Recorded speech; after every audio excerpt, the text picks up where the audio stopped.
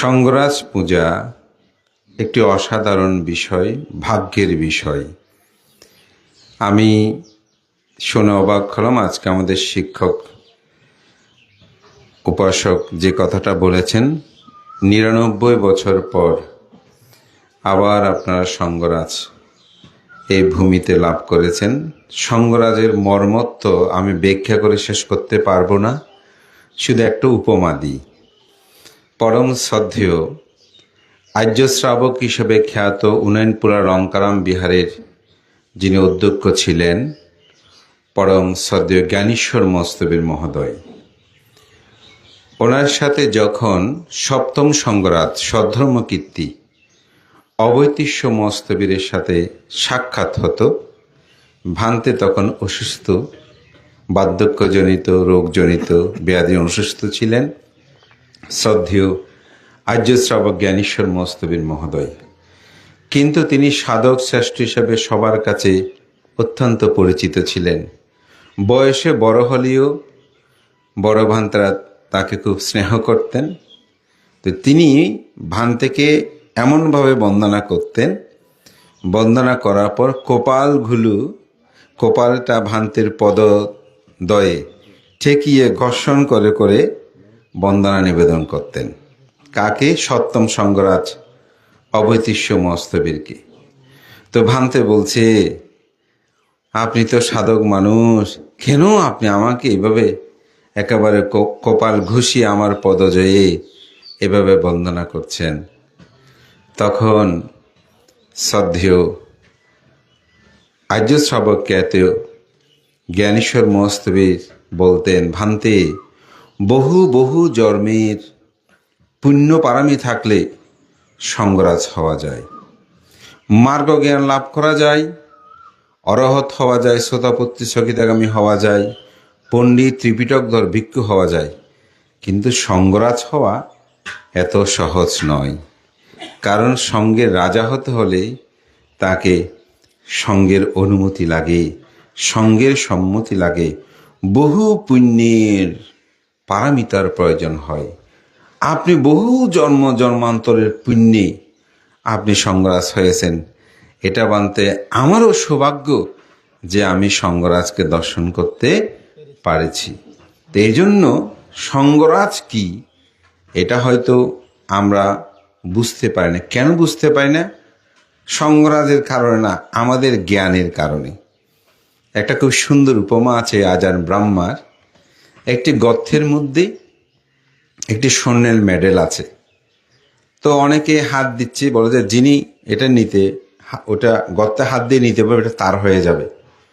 তো অনেকে গর্তের মধ্যে হাত দিচ্ছে, নিতে পারছে না। সবাই বলছে গর্তটা অনেক গভীর, গর্তটা অনেক গভীর। সবাই কি বলছে? গর্তটা অনেক গভীর গভীর। তা একজন দীর্ঘ লম্বা মানুষ, সে হাত দিয়ে মেডেলটা নিয়ে নিল। তো সে বলছে, এতক্ষণ সবাই বলছে গর্তটা গভীর, গর্তটা গভীর, কিন্তু নিজের হাতটা যে খাটো, ছোট, লম্বা নয়, এই কথাটা কেউ বলছে না। শুধু বলছে গর্তটা গভীর, গর্তটা গভীর। ঠিক আমরাও আমাদের প্রজ্ঞা দ্বারা যে আমাদের বুদ্ধের ধর্মটাকে বুঝতে পারি না, এটা আমরা বুঝি না। আমরা ওদের বুদ্ধের ধর্মটা খুব কঠিন, এটা কঠিন। তো সঙ্গরাজ কি, এটাকে উপলব্ধি করতে হলে আমাদের জ্ঞানের প্রসারতার দরকার আছে। তো শ্রদ্ধেয় ভান্তে বহু পুণ্য পারামি তিনি সঙ্গরাজ হয়েছেন, এবং এই সঙ্গরাজকে আপনারা যে পূজা, অর্ঘ্য, শ্রদ্ধা নিবেদনের জন্য এই সুন্দর আয়োজন, এটাকে সাধুবাদ। এবং আজকে পারিবারিকভাবেও শ্রদ্ধেয় ভান্তেকে এই পূজাকর্ম সম্পাদন করেছেন। তো সুতরাং সঙ্গরাজ এই ভারতীয়, বিশেষ করে উপমহাদেশে আমাদের এই পর্যন্ত চতুর্দশ সঙ্গরাজের ভান্তে আমাদের অভিষিক্ত হয়েছেন। এটা আমাদের জন্য অত্যন্ত আনন্দের, গর্বের। সত্যিকার অর্থে পরবর্তী সময়ে আমাদের সেরকম ধীমান পণ্ডিত, প্রজ্ঞাবান সেরকম আমাদের সঙ্গের প্রধান আসবে কিনা সন্দেহ। দিনে দিনে আমাদের পণ্ডিত ভিক্ষু আমরা হারিয়ে ফেলছি। তাই আমি মনে করি আমাদের এই মহামান্য সঙ্গরাজ তিনি এখনো একজন ধীমান পণ্ডিত, শাসন সদ্ধর্মের কল্যাণে তুমি নিবেদিত। মহাকারণিক তথাগত বুদ্ধ সঙ্গরাজের অনুগামী যারা বাস ভিক্ষু সঙ্গরা কেমন হবে তার একটি উপমাও দিয়েছেন। তো সঙ্গরাজ তো শুধু হলে হবে না, সঙ্গরাজের আমরা যারা ভিক্ষু এবং গৃহী অনুগামী আমাদেরও কিছু কিন্তু কর্তব্য আছে।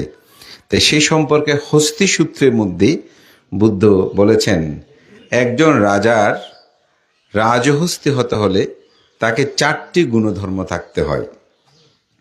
প্রথম গুণধর্ম, সেই যিনি রাজহস্তি, সে রাজহস্তির প্রথম গুণধর্ম হচ্ছে তাকে অবশ্যই হত্যাকারী হতে হবে। কিরকম হত্যাকারী হতে হবে এটার ব্যাখ্যা আছে। বলছেন যে রাজাকে যদি কেউ আক্রমণ করতে আসে, রাজাকে কেউ যদি আঘাত করতে আসে, তুমি সুদৃঢ়ভাবে তাকে যেন হত্যা করতে পারে সেরকম রাজহস্তির গুণধর্মটা থাকতে হবে। রাজহস্তিকে অত্যন্ত সহিষ্ণু হতে হবে। তাকে যদি কেউ আঘাত করে, তরবারিদের আঘাত করে, সে চঞ্চল হয় না, স্থির হয়ে তাহা সেটা তিনি সহ্য করে। রাজহস্তিতে গমনকারী হতে হবে, দ্রুত গমনকারী। কিরকম দ্রুত গমনকারী? রাজহস্তি সেই রাজা যেদিকে বলবে, যেটা বলবে সেদিকে তিনি দ্রুত গতিতে সেদিকে ছুটতে থাকবে। রাজহস্তিকে অত্যন্ত শ্রবণকারী হতে হবে। শ্রবণকারী মানে রাজা যে কথা বলবে হস্তি সে কথাটা মানতে হবে। বলে এই 4ই গুণধর্ম যে হস্তির কাছে বিদ্যমান তিনি রাজহস্তি হতে পারে। ঠিক অনুরূপভাবে বুদ্ধ বলছেন, হে ভিক্ষুগণ, আমার শাসনীয় এই 4ই গুণধর্মযুক্ত ভিক্ষুই তার জীবনে আমার শিষ্য হতে পারে, আমার অনুগামী হতে পারে। সেই 4টি গুণধর্ম কি? যে তিনি শ্রবণকারী, ওই যে রাজহস্তে শ্রবণ করে, বলে ঠিক আমি যে ধর্ম বিনয়গুলো বলবো যে এটা করলে এটা হয়, এটা করলে মুখ হয়, তুমি এদিকে যাও, আমার শীল বিনয়গুলো তুমি রক্ষা করো, এভাবে যারা রক্ষা করে তিনি হচ্ছে আমার প্রকৃত ভিক্ষু। তো ভিক্ষু বলতে আমরা সাধারণত যারা কর্মবাজার চতুর্থ জাতির মাধ্যমে ভিক্ষু হয়েছেন আমরা তাদেরকে মনে করি, কিন্তু বুদ্ধের ধর্ম দর্শনে এটার গভীর যখন পর্যালোচনা করবেন তখন কিন্তু যিনি বুদ্ধির সাধনায় নিরত, বুদ্ধির সাধনায় যিনি ভিক্ষাবৃত্তি করেন তিনি হচ্ছেন আসলে ভিক্ষু। এজন্য সঙ্গবন্ধনার মধ্যে দেখবেন সাঙ্গাঞ্ছা দুবিধ উত্তম, আমরা বলি না সঙ্গ দ্বিবিধ। দ্বিবিধ কি? একটা হচ্ছে লৌকিক সঙ্গ, একটা হচ্ছে পারমাত্মিক সঙ্গ। যখন কোনো গৃহী শ্রোতাপত্তি হয় তখন কিন্তু পরমত্ব সঙ্গে তিনি অন্তর্গত হয়। এখানে ওনার চিবর পরিধান করতে হবে কোনো কথা নেই। এজন্য সঙ্গের বিভাজন এটা কিন্তু 2টি। সম্মতি সঙ্গ কোনটি? যেটা আমরা কর্মবাচার চতুর্থ জাতির মাধ্যমে ভিক্ষু হয়েছি, মুন্ডুক মস্তক হয়েছি, চিবর ধারণ করেছি, দুষের সাথে, এই অর্থে ভিক্ষু। কিন্তু আরেকটা হচ্ছে পরমাত্মিকগতভাবে ভিক্ষু। এই জন্য দ্বিবিধ তো উত্তম আমরা বলছি, অর্থাৎ 2টি ভাবে বিভক্ত। ঠিক আপনারা যারা গিয়ে এখানে ভিক্ষু বলতে ওদেরকেও বুঝিয়েছেন, আপনারা যদি পঞ্চশীল এটা যথাযথভাবে প্রতিপালন করে বুদ্ধের বিনয় অনুসারে জীবনযাপন করেন তাহলে সেইগুলো যখন রক্ষা করবেন, প্রতিপালন করবেন, তখন আপনি বুদ্ধের যথার্থ শিষ্য হবেন, বুদ্ধের যথার্থ অনুগামী হবেন। দ্বিতীয় যেটা বলছে সেটা হচ্ছে হত্যাকারী। তো বুদ্ধ ভিক্ষুরা তো হত্যা করে না, দায়গুলো হত্যা করে না, হত্যা নিষেধ আছে না? হচ্ছে কি? সেটা হচ্ছে রাজা সহিষ্ণু হন, হস্তিগুলো সহিষ্ণু হন। আপনাকে যদি কেউ নিন্দা করে, কুটু কথা বলে, মন্দ কথা বলে, আপনাকে আঘাত করে বাক্য দ্বারা, আপনি সেগুলোকে কি করবেন? সহ্য করবেন।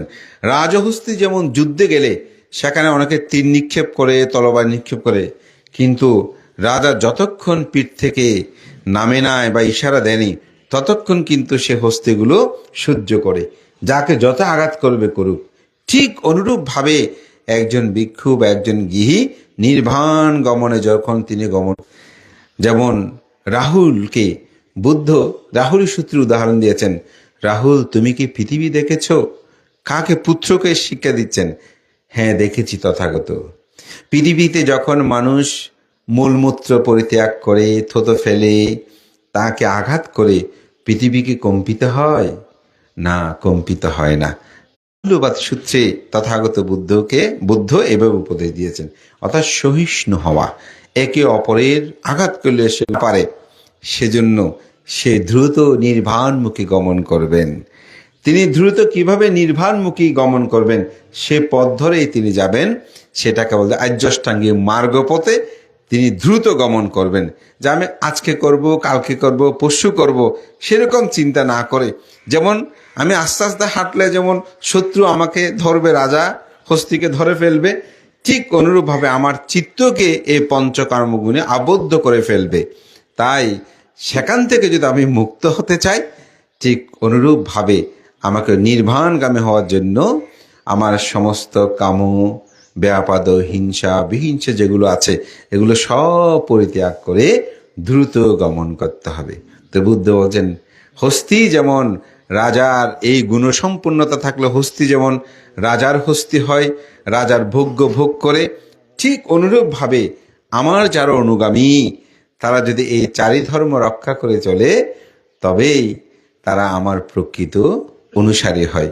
তো সুতরাং আমি বলবো, আমাদের শ্রদ্ধেয় সংঘরাজ যেমন এই গ্রামবাসী, আমরা যারা অনুরাগী, আমাদেরও ঠিক সেরকম হতে হবে, তবেই রাজার গুরুত্বটাকে উপলব্ধি করা যাবে। তবে সেজন্য আমি একটি গাথা ভাষণ, কিচ্ছু মানুষ্য পাটিলাভ কিচ্ছাং মাচ্ছানা জীবিতাং। মানব জন্ম লাভ করা এত সহজ নয়, এটা অতীব দুর্লভ।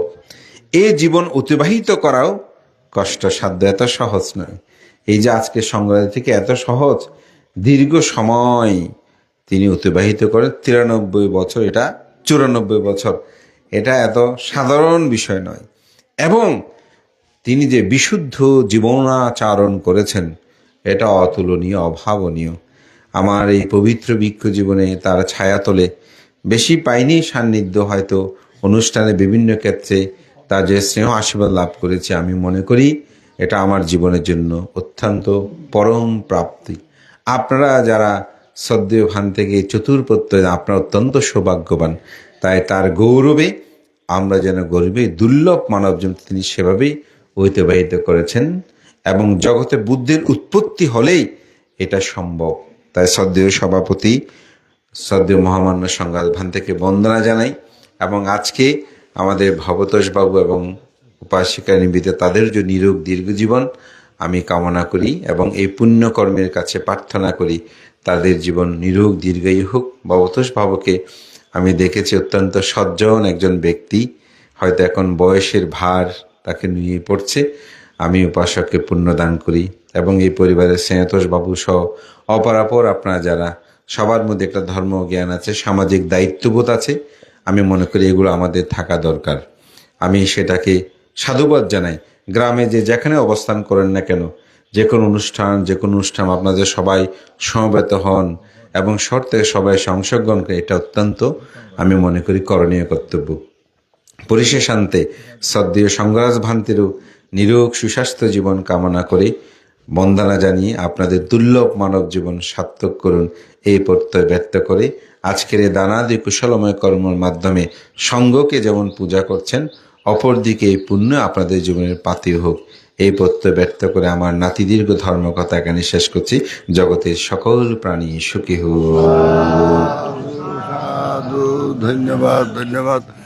এখন সময় হয় 11টা বেজে গেছে, 11টা 6 না 7। সুতরাং এখন অনেক প্রাজ্ঞ ভিক্ষু সংঘ উপস্থিত হয়েছেন।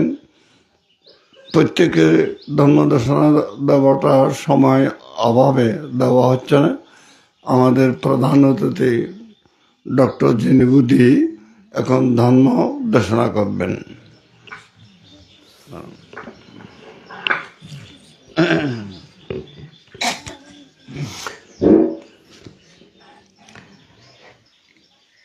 गर्भो सन्निभतो स सन्तिष्ठ्ये सकत पुण्यता कालेन धम्मसवनं एतं मङ्गलमुत्तमं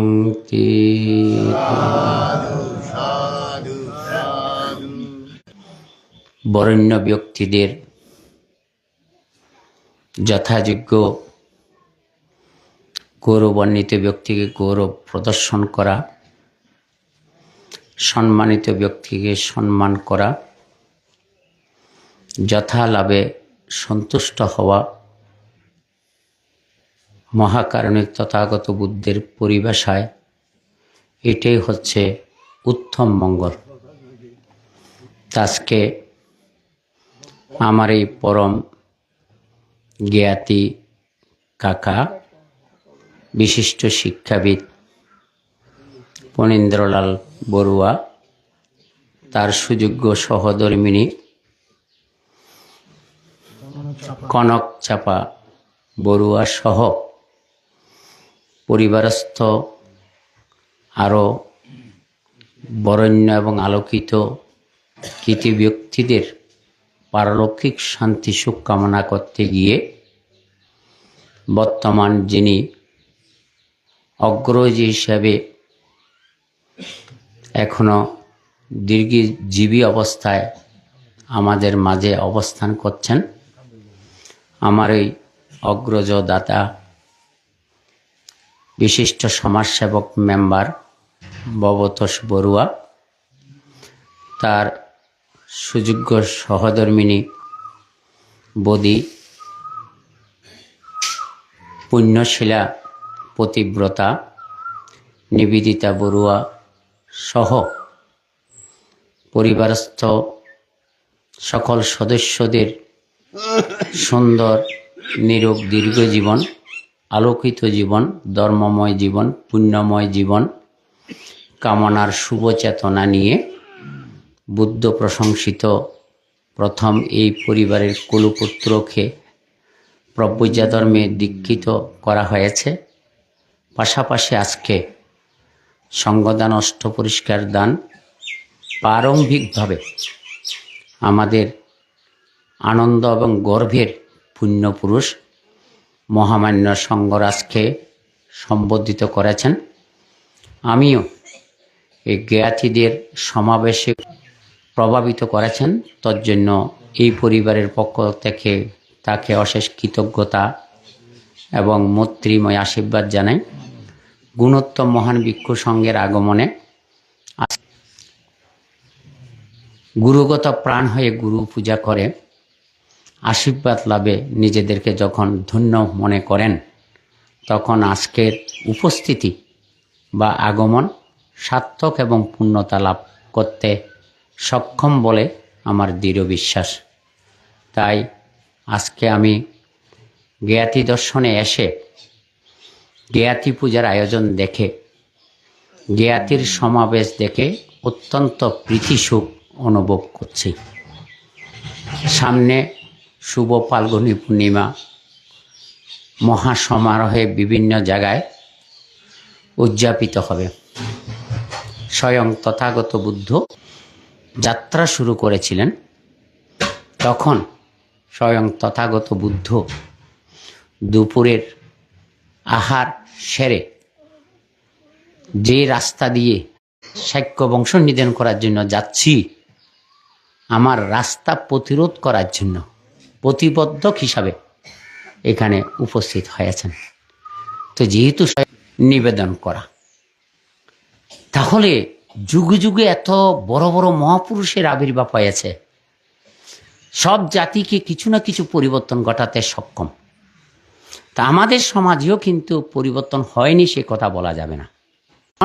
প্রতিহিংসা মনোভাব, ঈর্ষাকাতর মনোভাব আদৌ আমার অন্তরে, আপনার অন্তরে জাগ্রত থাকতো কিনা যথেষ্ট সন্দেহ হয়।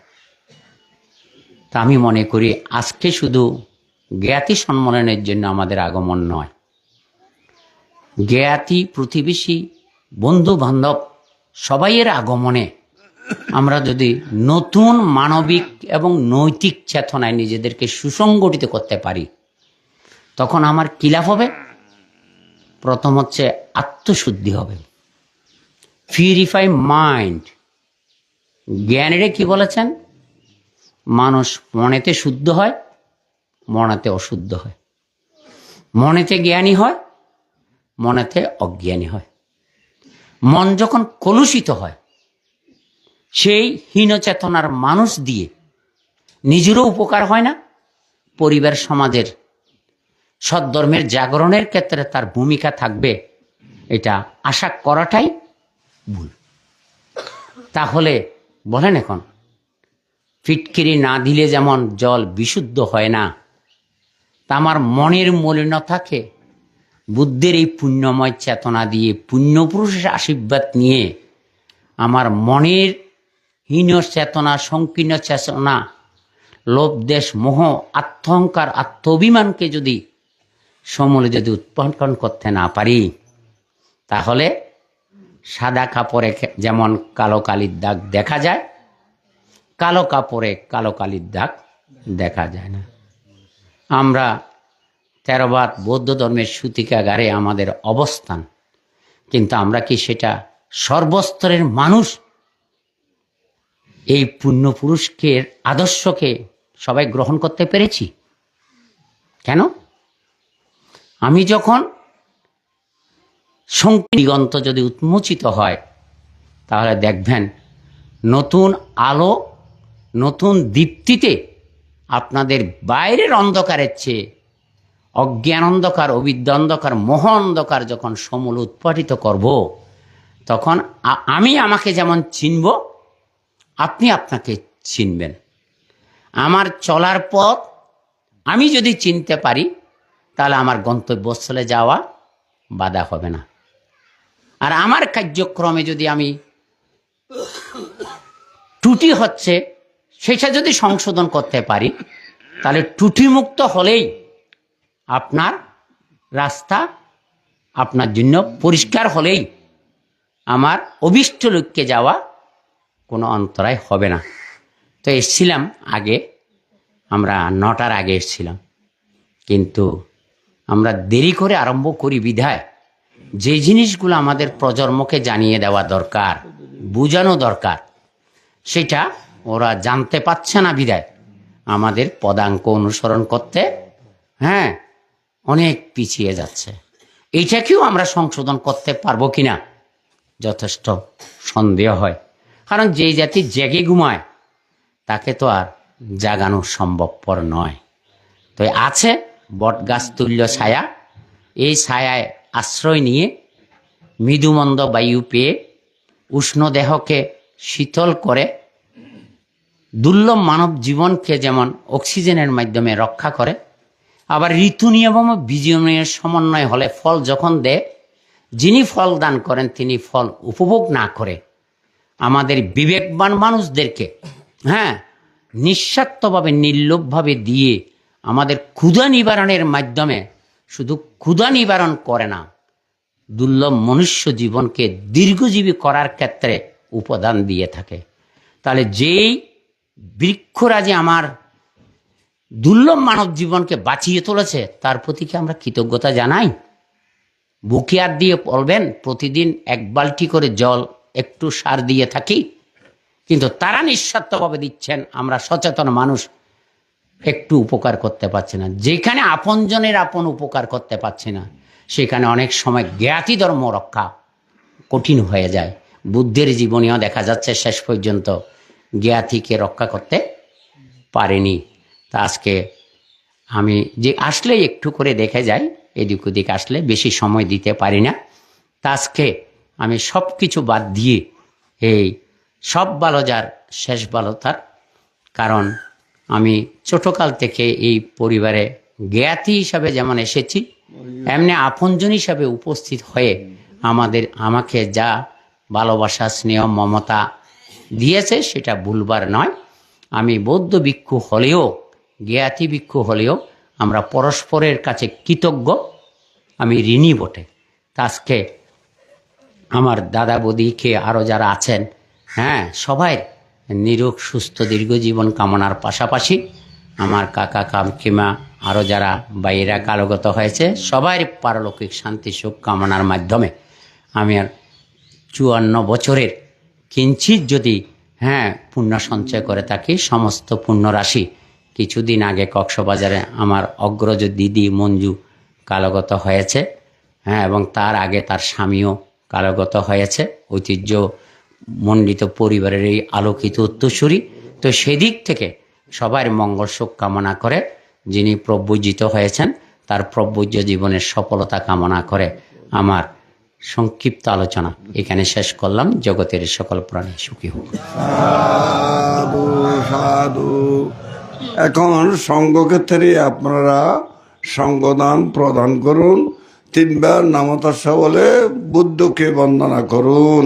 নমো তস্যা ভগবতো